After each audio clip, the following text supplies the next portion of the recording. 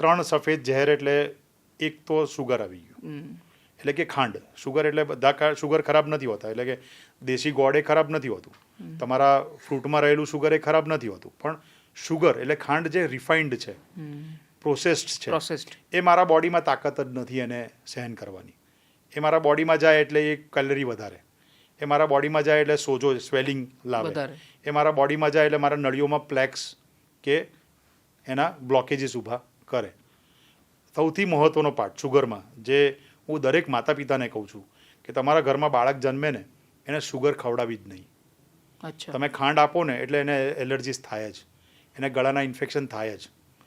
હું તમને એવા 1000 માતા પિતા આપી શકું જે લોકોએ સુગર નથી આપી. હું મારા બાળકોની જ વાત કરી લઉં. મારા બાળકોને ખાંડ આપવી અલાઉડ નથી, તો ટચવુડ એમને શરદી ખાંસી થાય ને તો બી સામાન્ય થઈને જતી રહે છે, કેમ મારી બોડીની ઇમ્યુનિટી ઘટતી નથી એનાથી. બીજો જે સફેદ ઝેર છે ને સોલ્ટ છે, મીઠું. હવે મીઠું આપણું જીભનો ચટાકો છે, મીઠા વિના ખોરાક ખાવું અશક્ય છે, પણ મીઠું અતિશય વધારે લો, પાપડ, અથાણું, ફરસાણ, એક પાપડની અંદર હું કહું છું કે હંમેશા 18 દિવસનું સોલ્ટ હોય છે. વિધાઉટ સોલ્ટ પાપડ બની જ ના શકે. કોઈ બનાવી આપે ને તો એને નોબેલ પ્રાઇઝ આપી દો. 18 દિવસનું સોલ્ટ હોય એક પાપડમાં. અથાણું વિધાઉટ સોલ્ટ અને ઓઇલ ખાલી ગુજરાતી જ બનાવી શકે છે. જ્યારે આપણે ઓલું અથાણું બનાવીએ સમરની અંદર, ઉનાળામાં બનાવીએ, એ વિધાઉટ ઓઇલ હોય, પણ એમાં પણ સોલ્ટ તો હોય જ. સો સોલ્ટ એ ખરાબ વસ્તુ છે.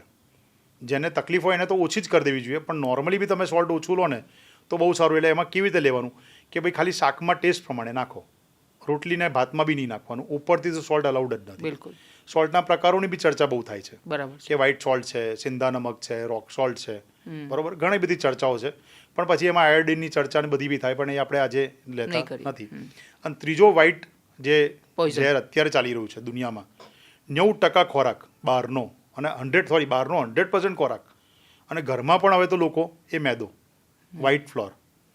મને યાદ છે આયુર્વેદા તો એને આટો ગણતો જ નથી, અને આપણા બાપ દાદાઓ તો મેદાને મને લાગે જોયું બી નહીં હોય. આપણા કિચનમાં ક્યારેય આટો મેદામાં ના આવે. પણ તમે બહાર કોઈ પણ જગ્યાએ જતા રહો, સારામાં સારી રેસ્ટોરન્ટમાં જતા રહો, એ મેદા વિના વાત જ નહીં કરે. એટલે આ 3 વ્હાઇટ પોઈઝન્સ છે જે જો અવોઇડ કરવામાં આવે તો જીવન હેલ્ધી રહી શકે.